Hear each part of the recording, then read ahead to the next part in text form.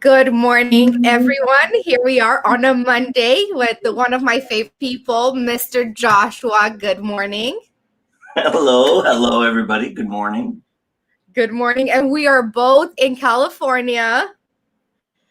That's yes. Right. That's You are right. in LA. I'm in San Diego. So before we get to anything, I'm very curious. What have you been up to this COVID time? You've been so busy because my programs have been going crazy. I teach a lot of classes, public speaking and presentation skills and sales training and business English and acting and voice classes, but also poker and chess. So a lot of people are at a point during COVID where they're like, I want to learn something new, or I want to get an edge at work, or I want to have better communication skills. And all of the things I teach are under this like umbrella, the auspices of communication. But what you asked is interesting. For me, I have some what I call COVID hobbies. And one of which is I have a lot of books, and I've had for years a lot of these, and I had no way to, I don't have a card catalog system like in a library. Well, I did have something like that, but not anymore. Anyway, I have an app and it tracks. I can take a photo, I can take a book, and I can photograph on the back what's called the ISBN, and it tracks it. And now I have it on here like a little bookcase, all of the books that I have. And then what's cool about that is I can then print it out and export it into an Excel file. And I could go to a fine bookseller at one point or someone in my life and say, look, here are all these books. And then they can, hey, oh, here's a check for it, $22. That's pretty amazing, Joshua. Most people, when I say most people, myself included, can't even make a to-do list for the next day. And here you are documenting all your hundreds of books. That's very admirable, I would say. Well, it's fun. I do about 50 or 60 a day, right? So it's a hobby, a COVID hobby, but yet something productive. And that's one of the big challenge I think a lot of people have sometimes with their things. Well, one, they're important to us, not to others, right? So when we pass on this mortal coil, then what happens to them? Sometimes, unfortunately, they would be thrown away. Well, sometimes they might have important intrinsic value, like a first edition of a book or a special book. I have books that were written by dear friends or family members or things like that, and I would want them cherished, or someone might appreciate them if I'm no longer here, right? So we all have an interesting perspective about those things. So. That's true. I love your collection. I know we always talk about all your amazing books. So I want to know before, because I know you, but most of our listeners don't. Would you tell us what exactly do you do, Joshua? I think that's very interesting. Well, thank you. I'm a coach. I'm a coach. And it's funny, I was watching a program recently and it was talking, the guy says, I'm a coach. He's a football coach. And he says, I'm a football coach. I want to help people make a better version of themselves, the athletes. And I've often thought about that myself now. And so that rang to me about this notion, our apps and our technology updates all the time. I did a seminar on this. One of my girlfriend's son, who's 24 now, but when he was a young man, at 17, he said, Josh, make me a 2.0. And I thought that was such a great idea. So I did a seminar called Your Apps Update. Do you become a 2.0? And the idea, how can we be more efficient, effective in our lives, more productive? How can we scale, grow things? What is our system and process flow? So I teach that. And I teach it on a variety of different things. I was an actor for years, but I hated twiddling my thumbs waiting for my agent to call so I can get 5 lines on a crappy TV show. Someone said, do you miss acting? And I said, I did a keynote pre-COVID for 1,000 insurance lawyers. I said, find me an acting gig that does that, right? So it's a little bit different and it's very unique. I do 10, 12 sessions a day, 54 a week. It's kind of like my own little show. I'm in the morning, I'm always places, please, places. I start early in the morning with 4:30 in the morning with France and Germany and Spain, go across the United States, and by evening, Dubai, China, India, Japan, and Seoul. So I'm acting and keeping that spirit alive. So that's what I do in a nutshell. I'm having a lot of joy teaching poker and chess these days. I do poker events here in LA for years, but chess has become really, really wonderful for young kids as young as 6 and 8 years old to learn this game that is so extraordinary. And this movie that the Queen's Gambit, did that bring you a lot more business in? I would assume it has, because everybody's like talking about it and everybody wants to learn a new hobby. And chess is pretty interesting. Have you had a lot of people reaching out to you? It's a phenomenon. We're going through a phenomenon right now. This is something extraordinary. I'm getting requests every single day. A lot of my clients who I work with all kinds of folks of all levels, entrepreneurs, young guns coming right out of school or starting new ideas entrepreneurially. I coach contestants over the years on Shark Tank and CEOs. And then they'll say, can you work with my daughter or my son? He's in his 20s. He's struggling with job interviewing. Or how about my 6-year-old and 9-year-old? I see you teach chess. And that's why I have much joy. So when the show hit, boom, it went crazy. In fact, this weekend, I think it was, they were doing this big event with Magnus Carlsen, who's the top rated chess player in the world for many years now, about 10 years. And he was playing Beth Harmon. And Beth Harmon is the fictional character in that show. And they profiled, kind of like back in the day with Kasparov, where they were playing Big Blue, which was the first computer, the IBM computer. Really unbelievable. So they're playing all of the moves that she did in the show as if it's a real person. And it's not, it's a fictional character. So it's very exciting. It's, you know, a 1,500-year-old game. It's very low tech, though ironically, when I work with people, we have chess.com here. I'm chess coach Josh on there. And then they can see me as well on Zoom or something, another platform. And we play that way. But I love the old school game. Here, I'll show you. I love the old school. This is a magnetic board, and we can walk through the pieces, what does what, and what the machinations of what strategies or tactics are best, and what openings we should explore and try. So I love that. We can do both. I love that you always have your props ready, Joshua. I do. I have a million different things. I guess to illustrate a point or get across an idea. Yeah, I was an actor. Yeah, I always wonder at your beautiful room and all the things you've collected over the years. I want you to tell our listeners, because I think your story is so magnificent. Like just everything, like, you know, starting with your family and where you got today. Like, give us a little bit of your past, because I think people would like to hear that, because you are such an interesting human, let's say. Oh, thank you. Well, funny you talk about the room. I have a book on there. It's called I would have to get. I have props for everything. It's called Wunderkammer, and it's about it's called like a closet of collectibles. And my office has always been like that collection of interesting things that have intrigue to me. But I'm also, I think, most proud of, and what I love to collect is a collection of people. And I've had a lot of interesting collection of people in my life, including my family. I grew up in Hollywood, in LA. Went to Hollywood High School. I was in the magnet school there, performing arts. Actually, I went to junior high school, Bancroft Junior High, where I was in a drama program there as well. And then after high school, I went to a school called the American Academy of Dramatic Arts, famous acting college, one in New York, one in LA here. I went there. And then I went to USC. I was in their BFA theater program for 4 years. And then I had Shakespeare Company for years. So I've always been fascinated with that element of it. And then shifting that machination about how I would make a living and what I would do. Because my first job out of college was sales, and I did really well with it, and I loved it. And then I started speaking more regularly. And this is what I teach a lot now, that public speaking is an amazing way for entrepreneurs and business people to prospect, right? For lead generation, right? Put yourself in front of an audience. I think, what was it? The last gig was March 13th. I spoke over 750 people. 450 people came up and said, do you have a business card? Right? I want to do what you do up on stage there. And so that became a very interesting dynamic. Now, my family experience is unique. I grew up with 4 sisters. Actually, I'm the one of only 9 kids on my mother's side of girls. I'm the only boy. My mother was a Holocaust survivor. She was hidden in a Catholic orphanage in a convent during the war, during the Holocaust. A fascinating story, which I tell in detail in seminars and things like that. And how when she came to the United States with her family in 1949, with not a word of English, she wanted to be a doctor, right? Not so easy for women in the 1940s and 50s. She went to nursing school, became a nurse. Her brother, she and her made a pact they would have big families. He ended up wanting to be an engineer, and he went to MIT, became an engineer, and then he worked at IBM for 30 years, an illustrious career with the advent of the computer that we know today. In 1959, Isabella, she went back to Germany as a first lieutenant in the U.S. Army Nurse Corps. My dad was in the JAG Corps. He was a military lawyer. He had to salute to her because she outranked him. And then she came back, became an emergency room nurse and senior transplant coordinator at UCLA for 20 years. Oh, yeah, because in 1959, she went to Germany and did that. Came back after that, which was interesting, the irony.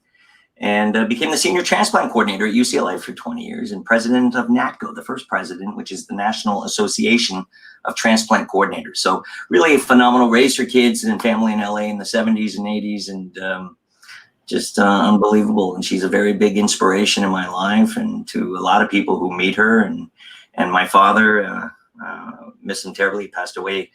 It'll be next month, it'll be 10 years. And so family's been a big structure and part of our lives, and certainly it influences the choices and things that we do, and kind of even why we do what we do, which is important, whether it's entrepreneurially or a job, right? Whatever it might be. Sometimes we're attracted to a job because, quite frankly, it may be a good salary, or it has health insurance, it has those check off lists, and we're kind of slaving to that, saying, take me to your leader, instead of, wow, what is it we want to do? And in our school system, we're not learning things like entrepreneurism and ways that people can really build and grow their own ideas and manifest those to a living, sometimes a good living. Why do you think that is? Why do you think they don't teach this in school, this entrepreneurship lifestyle? I don't know. It's bizarre to me because we could take a class in high school called economics, but it's not about personal finance. It's about understanding GDP of foreign countries and nations, and those things are interesting and important to know. But we have a lot of difficulty with those things as a structure, as a society. And jobs are important. Yes, manufacturing, making things, but things have changed. We've seen, in the 1970s, you did not have to go to college to earn a good wage, a good salary, working on the line, right? And making any of the marvelous products and services and things that we have. We don't have that now, right? They're all off seas. And now people have to try other stuff. I believe we only have three currencies in this lifetime: time, money, and knowledge. So if you got time, you got knowledge, you're going to make some money. And if you got money and you've got some time, you're going to go seek out knowledge. Heck, I keep Amazon in business. Good for you guys, right? Yes, we are definitely very blessed to have been able to be in this space, because we know a lot of people have lost their jobs, and but this came because a lot of us are entrepreneurs inside, and we were always exploring different ways to create an income. But I do wish when I first came to this country that somebody would have been like, what, there's other ways to make a living than go work for somebody. Like, it would have saved me so many years. It would have saved me so much. I did go to college. I finished my accounting degree, and I look back and it was something that I've always wanted. It was just like, I came from Romania. I had that dream of going to US and getting a college degree in US. So for me, it was more that, but also in my head, I was thinking just like everybody else is thinking, if I have a college degree, then I will be able to get a better job. But nobody has taught me to think differently. Nobody said, hey, you don't actually need a college degree. You can learn the subjects that you want and get the knowledge that you're interested in to create the path in life that you want, And that's changing now, right? Facebook and Amazon have now lifted and changed some of their parameters of hiring, that they don't require a college degree. There are a lot of people who are learning things and growing and developing as humans without that degree, which sometimes is hard to see if there's a direct ROI, right, for that into life. Listen, sometimes I work with a lot of young folks who are right out of school, and now there's a unique phenomenon of this idea of a gap year, which used to be after college, before you go to your career, that you travel and you learn a little bit, because we don't get a lot of life in adult life as well, with responsibilities and obligations. And now they're doing it at 18, 19. Right, where parents are saying, look, I want my kid to do something for that year. We're giving them a whole curriculum of things they're learning, and we would love them to work on and develop their public speaking and stuff like that. Now, that being said, let me explain. It's interesting. I think particularly with working with young folks who are right out of school, to go work for someone is valuable, because to work for somebody you can see, and this is a big problem in corporate America and around the world, that oftentimes the left hand doesn't know what the right hand is doing. So the idea to go work for someone, travel on their dime, work on their dime, right? Pre-COVID, and certainly after, we'll be doing more of that. And then be able to see how they do it wrong and how you can do it better. A lot of the problems entrepreneurially is we go out there and we make mistakes. And if you're doing failure and having all those problems, you can be more resilient and you can withstand them when we're younger. If you got a mortgage and 3 children to support, it's not so easy for people to take that risk. So young entrepreneurs have a lot more value to be able to put themselves out there, but going to work for other people, I think, can be very helpful in the beginning stages. On the other hand, people want to hire people knowing you're going to be here for a little while, right? Like, it's not just, oh, as soon as something better comes along, you're off after they've trained you and worked with you. So it is a bit of a, as they say, a conundrum, a challenge, or a puzzle to figure that out, what is best for one. And what other people do is not a cookie cutter platform or path for them. Everybody's, sometimes I think your career, your life, those things will find you also. It's not just about you finding those things. So because your uncle, your aunt, your friend, or older buddy did this or she did that, that doesn't mean that that is going to play out the same way for you, right? I mean, circumstances are so circumstantial, right? Who we meet, we have no idea. We just got to be open and flexible to absorb a lot of the interesting people we're going to meet along the way, experiences, hobbies, whatever those things, they all cultivate finally what might be part of our maybe life's work. Because I think if there's a goal we can maybe strive for, and I'm a cancer survivor, and that taught me a lot about that, is to feed not just our wallet, but to feed our soul somehow. Not the deep spiritual stuff, just really what is it we want to do that has some sort of more intrinsic value. I agree. And I can see your point, and I can see that, all the jobs that I've had in the past have led me to where I am now, as far as the way I think, the way I talk to people, the way I react to different situations. And without those steps in my life, I wouldn't be able to make the decisions I make today. I definitely agree on that. I just wish, there was like a middle point where it's like, okay, you get this many years experience, but then you also know that there is, this other way to become who you want to become in life, rather than just like, for example, for my child, he's going to be 5 in January. I am saving money for him for college if he ever wants to, but I also want him to know that he can take that money and open a business if he like, or he can use that money just for the area that he's interested in, not go through that whole process of learning about all these other subjects that might not be necessary. Like, they may not be worth it, even though I like the idea of knowing a little bit about everything. But, there's also too much time spent on things that really don't add up to the value of somebody's life. So it's about knowing, I guess, what to choose. Well, and I guess parents everybody are here. has a value system too, right, Isabel? I mean, everybody, whatever is important to them. Like, sometimes I'll work with a young guy and he'll tell me something like, I said, well, what are you pursuing? What are you doing this? I want to make a lot of money. I said, oh, cool. What is it you want to do with that money? Oh, I want to buy a nice car, a cool car. I said, oh man, I love cars. What is it about the car you want? Oh, and it's for the girls. I said, dude, the girl's going to want the car, not you maybe. Why don't you build you so you are the more attractive of the two as a human being as a whole?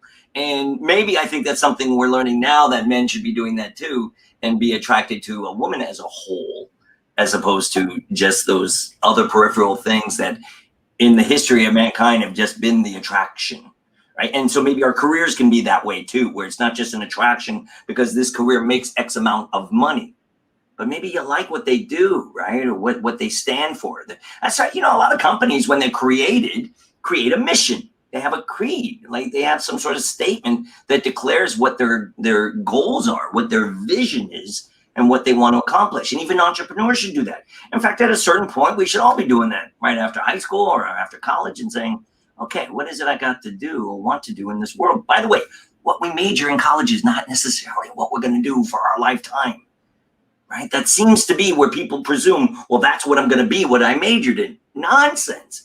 Most people, this is a known fact, they have 5 careers in a lifetime, not just 5 jobs, 5 careers. So there's something there that's more about developing I think what it is from 18 to 23, kind of that age period, we need to be kind of gestating and building and growing and developing, right? I think we should be in areas of apprenticeship or in college, or we should be in, if the military is what one wants to do is service, fine. Whatever, my point is that 4 or 5 years is not just fiddle farting around or twiddling their thumbs, or really developing, and then they can do it. Now, for entrepreneurism, listen, we've had a lot of challenge with this. If you look at Steve Jobs, I mean, come on, they fired him in the 90s. He came back and he crushed it, right? Even Zuckerberg, he's had some missteps and such. And there's a lot of businesses where they kind of have to mature and develop up before they can make better decisions along the way. So that, I think, becomes really, really important for us to be patient as well about that. Because in the 20s, for most people, right, the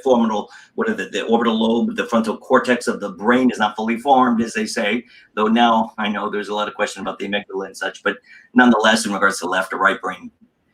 But the fact of the matter is they're going to have a propensity for things. And you know what? We're going to make some mistakes in our 20s. Hopefully they're not catastrophic. Maybe they're, just silly business failures, and we fix them and learn and grow. But we need life experience. And that's why, yes, reading is valuable. Look at what we have access to, the internet. I mean, even chess. You know what's crazy about this game, chess, teaching it now? People want to learn openings, and I have the strategies, and I can tell you, okay, let's do the Danish opening. It's E4, it's traditional, this, that, and the other. But you know what? After 3 lessons, you're going to beat everybody you know.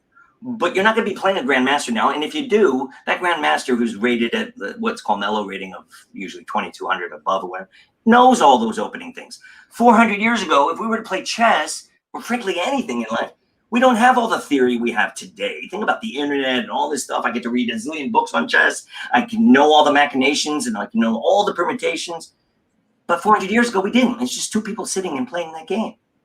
So I think that's a very kind of important element of that, to appreciate what we can absorb. Now we can learn a lot of things. And so we can even run our businesses from our little phones. We know that now. I mean, it's so blessed to be able to do that. And you reminded me of something very important. So when I in Romania, when I finished I think it's called middle school, and then you go to high school. So for us at that time, we were supposed to make the decision of what we want to be in life. How crazy is that? So usually people do that here in US when they finish high school, then they're thinking of college. Well, in Romania is different. You have to do it even earlier. So for me, I had to know so young that what do I want to do in life?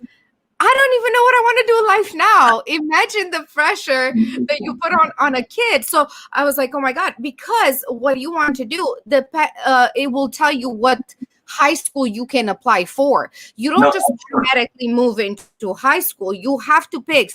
There's a one that's like sports related. You can learn about, maybe become like a physical therapist or, all these other fields. And then you have like chemistry, high school, where you may become a doctor or whatever, biology. So I picked economic. I've always been into but I can't even say that I was into anything at that age. I just, in my head, I thought that is the way to go, like being in the business side and economy. So I had to prepare for that. And then you go and you have to pass this very big exam to get into this high school. So you get to pick like 3 or 4 of your options. Like, okay, based on this exam, will I be able to make into the economical high school, into the chemistry one, into the math one? You have to list them, and based on your score, they will place you in that high school.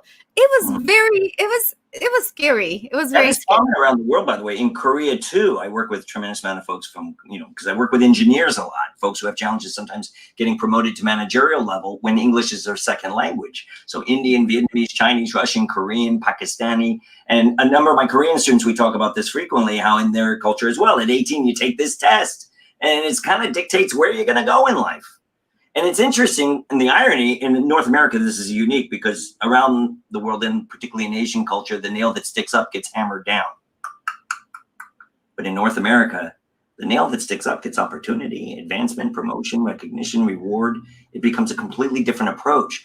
That's why entrepreneurism is so powerful here, right? That we have this opportunity to go out there and not only pitch and present, but persuade. And we got to do it with humility and some not this hubris that we see so much in leadership today, which it explains also, right? People do appreciate dynamism. I talk about that in public speaking, right? The idea of enthusiasm and energy is contagious and it's a powerful component of your speech. 85% of the population is afflicted with what's called monotone, where they speak in one tonality. When we sing, we have melody.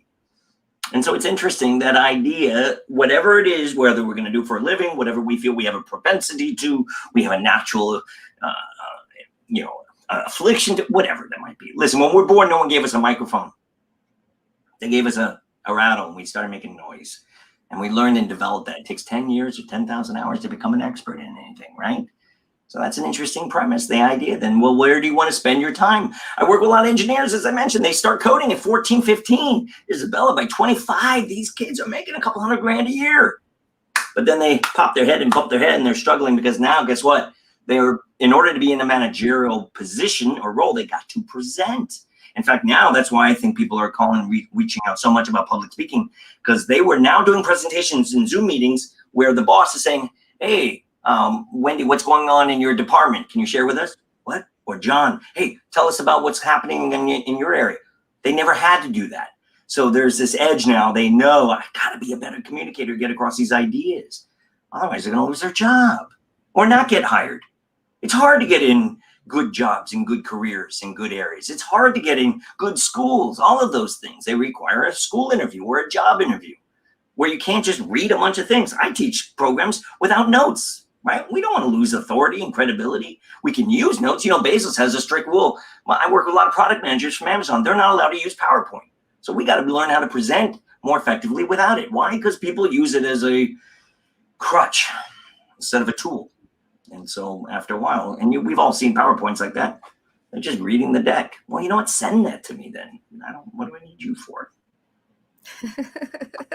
That is true. And you're right. Like for me, I would rather hear somebody talk rather than watch a PowerPoint presentation. It's like it takes away so much from the person and from their personality and from everything. And also my attention span, because am I reading? Am I listening to you? What am I doing? So people love reading material, right? That's yes. the problem with it. When you have a bunch of stuff on a screen, we live in a BuzzFeed world, Isabella.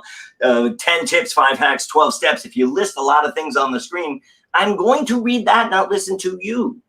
So that becomes the challenge. But this content, this information, what it really needs and is requiring is it to be a catalyst of change. That's why we're doing it.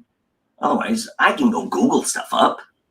What's the point of talking to a live person? There's a lot we can learn from a live person. Real life experiences, right? And circumstances. In my case, I want them to get up each week and speak and present. And we have a timer and we time it. And I sit down and I take detailed notes and give them professional feedback, and they can cultivate and build on those skills systemically, right? There's a lot involved in communicating. There's eye contact, there's gestures, there's vocal variety, there's delivery, elocution. In some cases, people want to learn an accent. Sometimes they want accent reduction. And maybe there's extemporaneous speaking where we're speaking with no notes, or humor. How do we be more funny, right? As a comedian, I was a comic. You have to make them laugh every 3 lines. But as a speaker, we don't. We need to make you think every 3 lines, but you should laugh 2 or 3 times in its totality. It's going to increase engagement. And so there's a lot involved that we can just look at, do this, this, this, and this. You can say, all right, now I got an engaging presentation. So what you're saying is that people actually have to follow little tiny rules when they start speaking? No, be aware that there are little machinations of getting across your idea. I teach this in my acting classes, right? Every action has a reaction. Human beings, as I mentioned, are predictable. Circumstances are not, though. But I can anticipate. So it's not about remembering rules. We do that in other things. If anyone's ever played golf, there's 26 different things you got to do, be able to hit that golf ball clean. It's not a natural movement. But at a certain point, it becomes muscle memory. Well, same with speaking, right? And so, yes, it's not to overwhelm. The idea is you practice it, you develop it. You're no longer thinking, okay, where do I do with my hands when I'm speaking? The problem is when we're using our hands all the time, we're confusing our listener, right? So our hands are like paintbrushes and we're illustrating what we have to say. So there are better ways to get across that. We can compartmentalize a concept. We can envelop an idea, what have you. We can even emotionalize something. All of those things can help bring a point, the ideas easier without distracting or pulling from our message, which is at the end of the day, what we're trying to do or avoid is distract or pull from what we're trying to get across. You teach us so many things, Joshua, but I think from everything, probably public speaking, it's like the most interesting to me because of where you can take this. You can literally take public speaking and create an income just by speaking, right? And you mentioned that to me so many times, how important this is. Yeah. And everybody, I believe, to me, public speaking is not necessarily about being the next Tony Robbins or Les Brown or Deepak Chopra. It's about speaking in public. 1, 5, yeah, maybe 100, maybe 1,000. I can guarantee your listeners this. If you're good at what you do, I'm going to guarantee you, you will be asked to speak to a group, perhaps a large group. If you're really good, someone's going to come up to you and say, excuse me, I'm sorry, what's your rate? Now, that may be a job offer. It may mean, can you speak to our organization, our company? It could be a myriad of things. Now, people in their mind think to be a public speaker or presenter, a professional speaker means only keynote speaking. I do that 4 or 5 times a month, right? Where I'm working with groups. I do them now on webinars, or I did live seminars. That's not what I want to do. I don't want to be like I was when I was an actor or a comedian looking for my next gig. I don't want to just run around and do the same speech over and over. No, I want to teach ideas and concepts within those things. And that's different. And yeah, it's huge opportunity. I have a young man who's a guitar teacher. Well, no, he wasn't a guitar teacher. He was in a band and he was struggling financially. Worked with him about how to create a course and how you can teach online. Now the kid made $108,000 last year. Now with COVID, he's doing much, much better, because people are saying this is an opportunity, time to learn and develop new things. So I think we all got to go back to those 3 currencies. What's your elements of time, money, and knowledge? And see how you can manifest and take your vocation and your profession, your hobbies, your joys, how you can make a living, what you're passionate about, what you love to do, what you're good at. Does the world need it? And bring it together and make a fulfilling life for yourself so that you're more content. That's what we need. I think right now, a lot of young people are stressing out. There's a lot of compare and contrast, right? They're growing up with social media and all this stuff. Look at Jerry, look at Bob, look at Tom, look at Wendy, look at Janice. Oh, wow, they finished school faster. They got in a relationship faster. They got married faster. Look at that beautiful home. Oh, I'll never own a home. Whatever their circumstances people feel, that is very unhealthy. On the other hand, here we have a whole audience of a lot of different people who we can reach and talk to that we may never come across.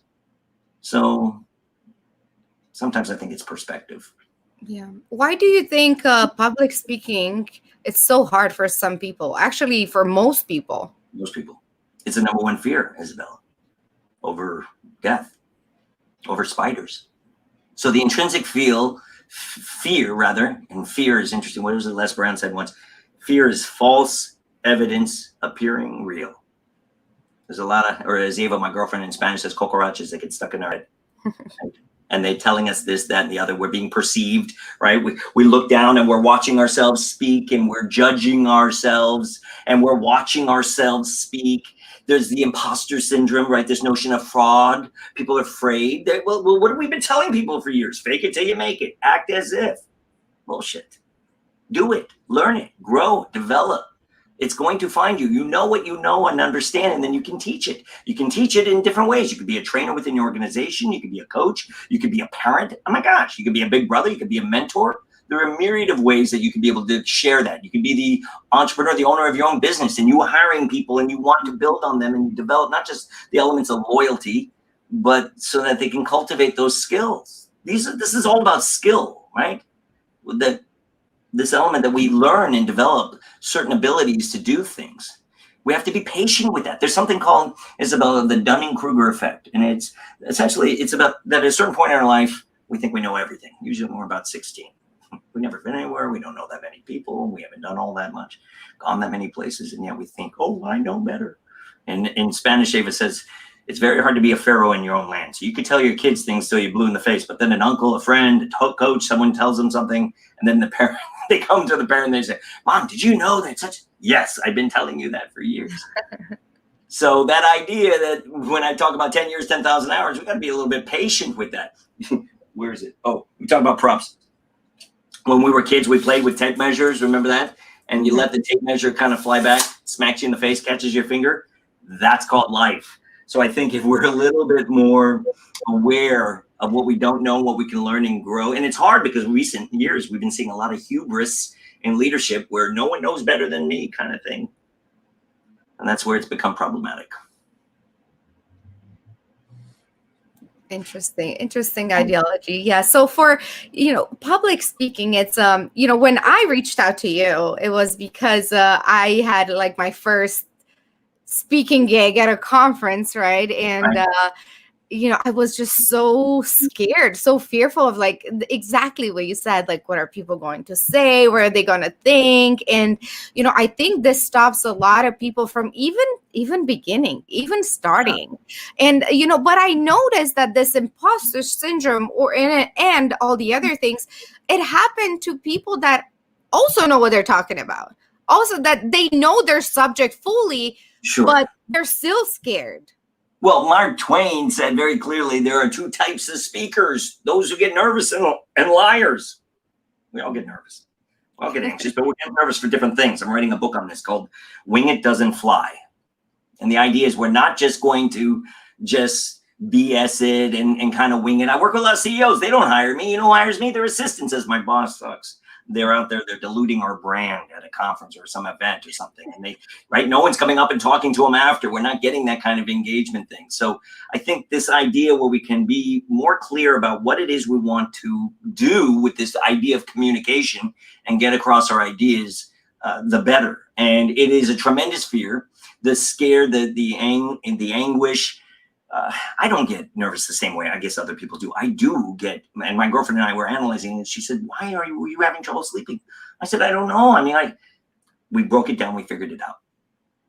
I have a lot of crazy enthusiasm and energy. I'm concerned, am I going to have the same energy in a month when I'm booked to do this big presentation for 2,500 people? Right? Because some days we wake up, we're not feeling it. Well, I'm trying to feel it every day, and it's not a cup of coffee. I have actual things I eat, drink, how I sleep, what I do, how I meditate that help me cultivate those things. And we should talk about that maybe at one point.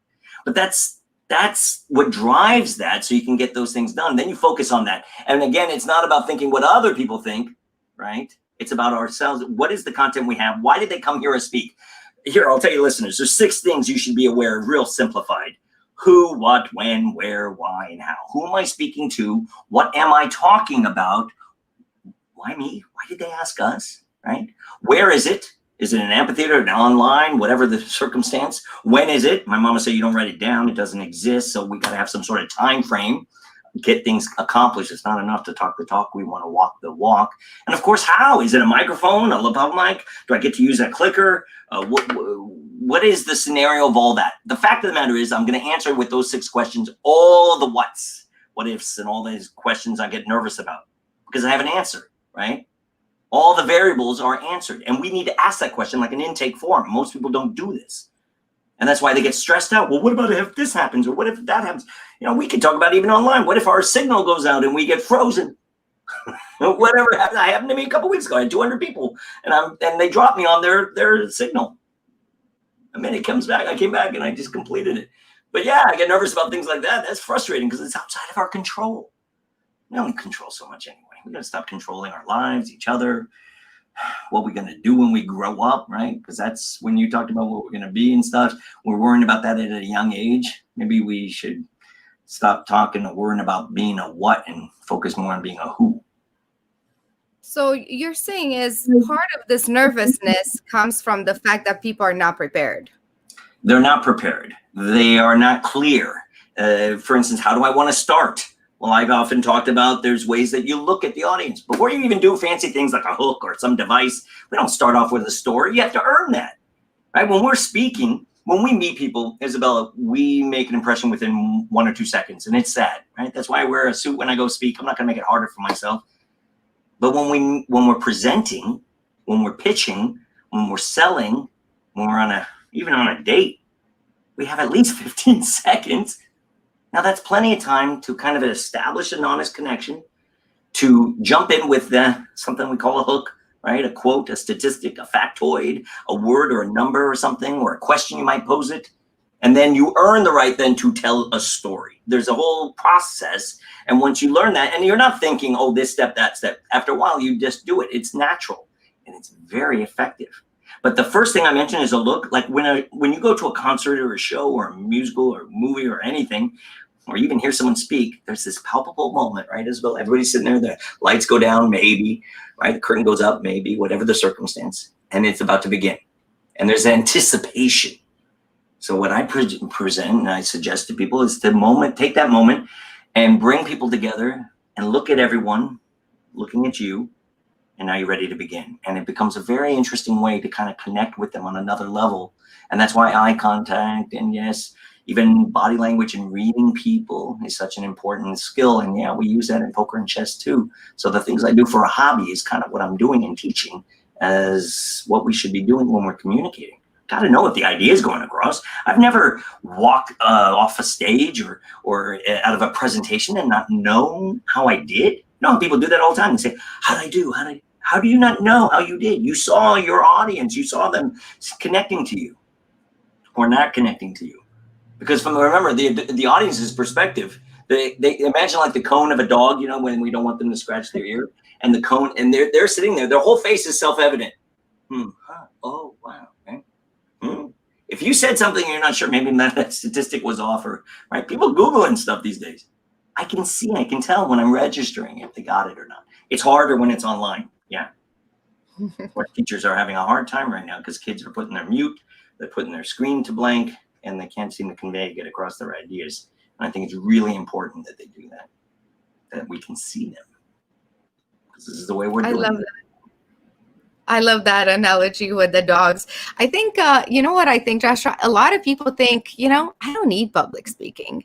I don't need it. So most people are scared. And then, you know, they try to justify it. And they say, you know, I don't need it. But what I'm realizing is that you really need public speaking in everything, even if that public is one person, because you're either selling something or you're being sold, right? At all times.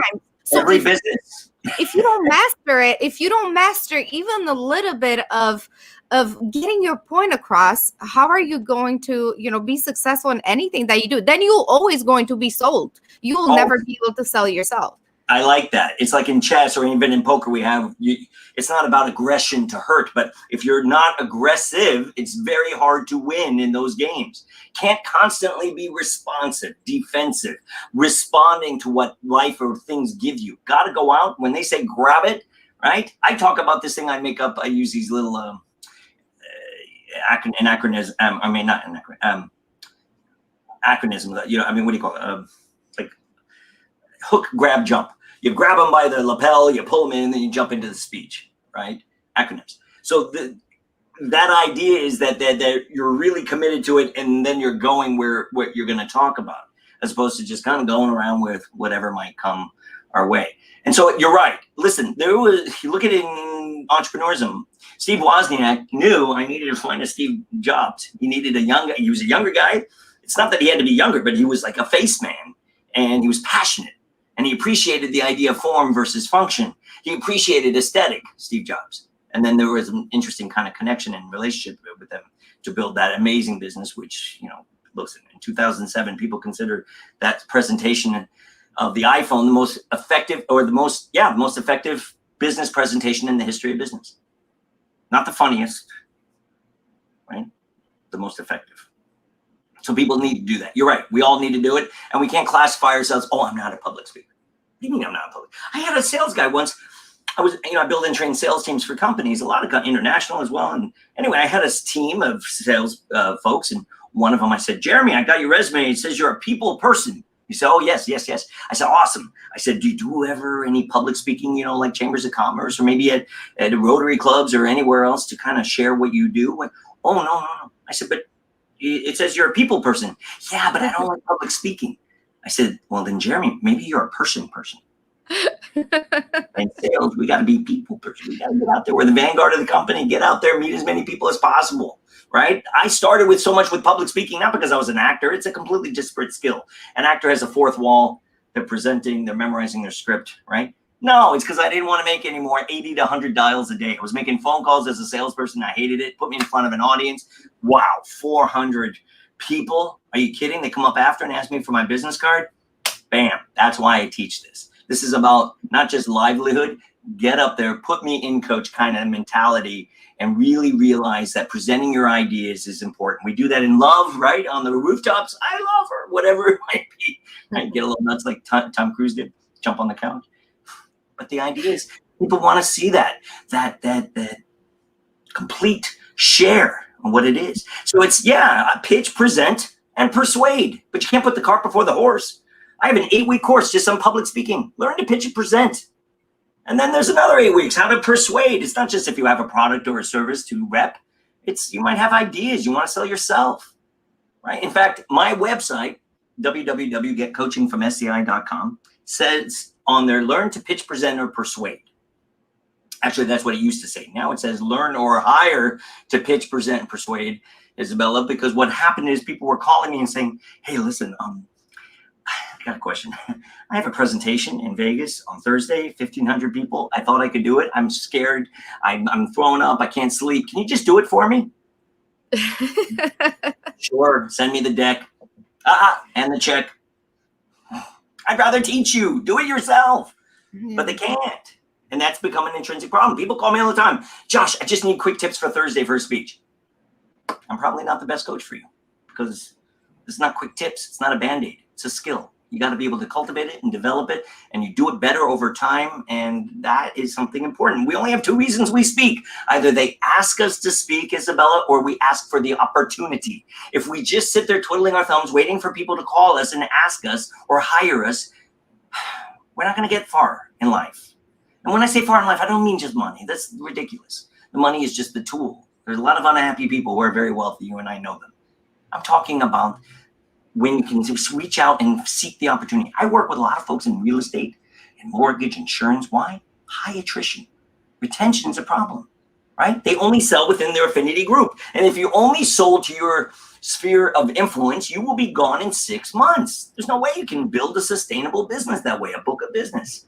So the idea is I tell realtors, go out there, do a seminar on what to expect in the next decade in the real estate market, right? Or why the color gray and white with a red door is so appealing. I don't know. And this is interesting because at a certain point, that's going to be people going to come up and then ask you for your business cards. Yeah, so I love what Miro said. He's like, good stuff. I think every business person should do 2 things. 1, door-to-door sales, and 2, public speaking. Yes, and Warren Buffett agrees. In fact, he says that's his secret sauce. In his office, he does not have his Columbia degrees. Miro, you know what he has? I think it's the gentleman who wrote the thing. He has a certificate from his Dale Carnegie School of Public Speaking, a course he took, and he talks about how that in sales training was his secret sauce.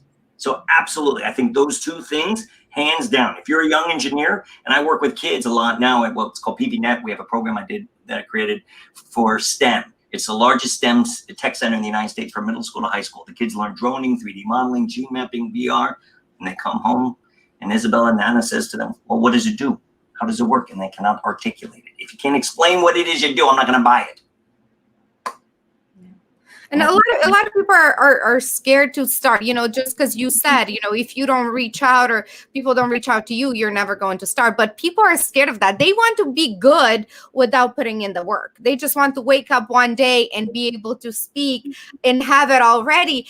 And they forget that, we all have to go through this. When I spoke at my first conference, oh my God, I sucked so bad. I'm sure it was not good, but it pushed me to the next one, then to the next one. And even now I probably wouldn't be good in my opinion, but every single time I do it, it will give me a little bit more experience, a little bit more confidence. Good. And, things like this really help too. So for those that, are not able to do public speaking as we used to before COVID, but things like this, it's like the intermediate way. You show up on podcasts and, you get invited. You ask people to let you come and ways to do that, knowing that you're going to suck. And that's okay. Because a lot of people think, oh, I'm not going to do it unless I'm perfect. How are you ever going to get perfect unless you keep trying? We got to start off like that. We got to be careful. I have a young client. She has 4 million followers on YouTube. I brought 6 of my clients to what's called VidCon last summer, right? And I said, listen, there's panels and conferences. I said, they're not going to ask you about the Chinese tariff situation. They're going to ask you how you build channel growth. So focus on the elements of what you do. Now, remember, most YouTubers are at home. They're speaking to perhaps a teleprompter, a lens. They're not looking at faces and people that are not necessarily judging them, but they may feel that way. And it's a different experience. But there's a lot of people. Anybody can start a YouTube channel tomorrow. I don't want to have a YouTube channel. That's why I don't, because my business model isn't to chase a bunch of likes and followers. I don't want to start my speech like everybody does. Hey gang, what's up? This is what we're going to talk about today. Subscribe here. They just do a template of everything everybody else has. That's why we have over 1 billion easily new YouTube channels a day. But then when they're asked to come speak at a conference or a panel, they don't want to do that. They're stressing out because you know what? Someone's going to call you on your BS. And because they didn't really cultivate and develop and learn. There are people out there writing books and doing seminars about their 6 months as a Google intern. God bless you. See what I'm saying? I mean, and it's not about dues. I don't believe in that. Listen, you know, if you're come out the gate swinging, God bless you, but you're going to make some mistakes. And we've seen that in business all the time. Take that opportunity, cultivate it, develop it. Let yourself grow and develop. We do it with food and wine, for God's sake. Wine, right? Gets better over years. Scotch, I'm a single malt Scotch fan, right? We appreciate 21 years. Appreciate 15 years, 18 years, 12 years. Okay, we'll take it. I love that. You always have the best analogies. No, I think you're so right. It's just, you know, we're all scared, you know, we're all scared of, are we going to make a mistake? And we make a mistake by not trying to make a mistake, you know? Well, that's good. I like that.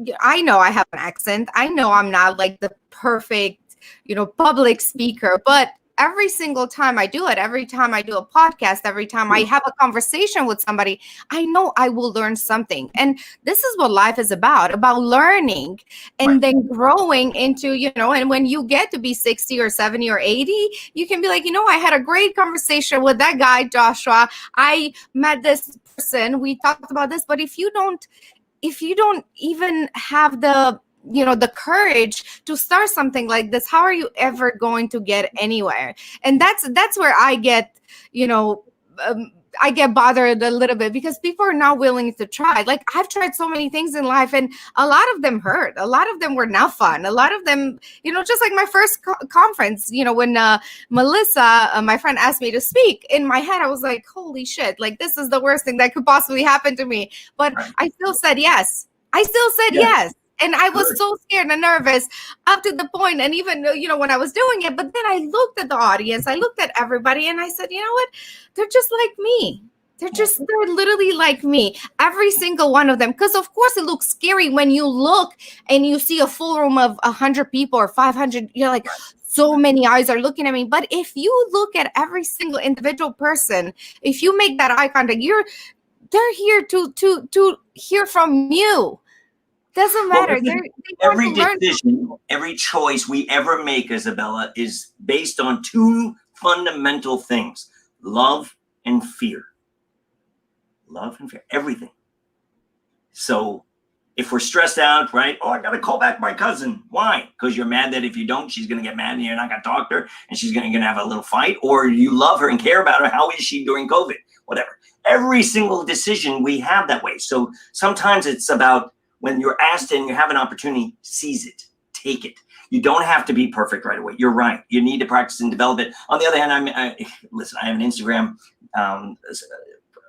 client. I saw her speeches and presentations. I wrote her a little note and such, and I said, I have some thoughts for you. She said, oh yeah, you're a public speaking coach. What do you think? And I said, well, what are you trying to achieve? She says, well, I'm just practicing right now.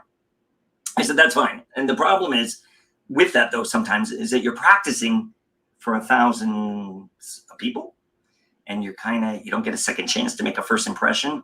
So maybe cultivate and develop the skill set before you decide, and make a goal, make a SMART goal, right? Specific, measurable, attainable, reliable, and timely, with action steps of what you want to accomplish. You want to be a YouTube star? Okay, cool. Well, listen, let's maybe focus on something else. You want to be a communicator. It's like actors. I tell them, they say, I want to be famous. I said, being famous is not an aspiration. It's one of the things I didn't like about acting, right? It's just, I have no aspiration to be famous. Even now, I'm not interested. I'm not doing what I do because I want to be the next Tony Robbins. I think people are putting too much aspiration and all this pressure about what they need to accomplish, their achievements in life. They make too big of goals. When people are succeeding, getting to a certain point, they don't get there and go, I've arrived. No, they're pursuing the next thing. That's what drives them. Not because now I need that house or I have that car or I can show that I've arrived or the accomplishments is bullshit. We know that. Why are we doing that? You buy a car, you've been working so hard to get a car. 2 weeks later, you don't care about the car or whatever the item is or the thing. But the relationships, the people we meet in this world, you can't put a value on that. Go talk to any older person in their 90s. They will tell you that. They don't say, I wish I spent more time at the office, as people talk about. They do talk about their relationships, not just their family. Remember, family is an important part of the construct of our lives. I'm talking about the friendships and the kinships and the opportunities to mentor someone young and teach them some ways and ideas so that they can avoid those big mistakes, or seeking mentorship too. We get caught in the construct of our lives just based on supposition. As kids, all our friends are people our age group. Why? Some of my best friends are 87 years old.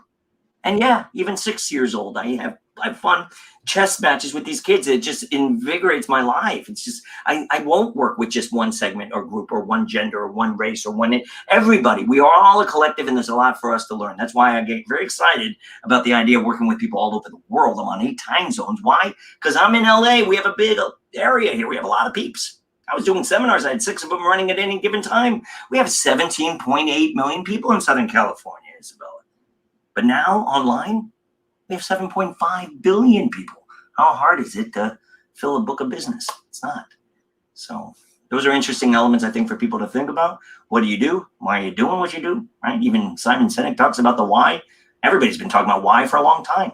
Define it for yourself. It's got to be very, very clear. That will help a lot, I think. I think so. You're so amazing, Joshua. I always love talking to you so much.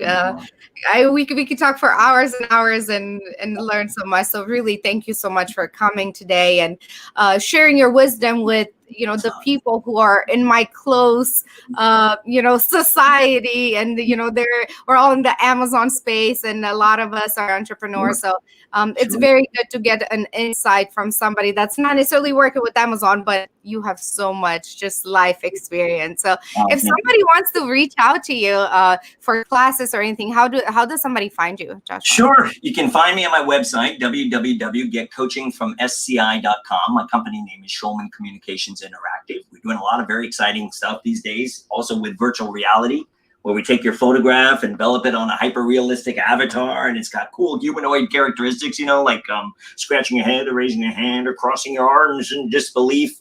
And then based on intonation and cadence of the speaker, we can gamify it. So if you say, Isabella, or distracting gestures, you lose point value. So you can go to my website. I'm on LinkedIn, of course, Joshua Schulman. Find me there. You can find me on Twitter, Joshua_Schulman. You can find me at Instagram, Joshua Schulman. On Facebook as well, and I have a company page on Facebook, Schulman Communications Interactive, so you can find me on there as well, and reach out. I have 4 trainers, and I have a number of different people we're working with, but I'm open to have conversations with anybody, so absolutely. And I have been working with Joshua almost a year now, so I'm very thankful for that, and I appreciate you being in my life and for doing this interview with me. Very welcome. Very welcome. Thank you, Joshua. Hopefully we'll see you soon at another interview. Absolutely. Take care. Take care. Bye.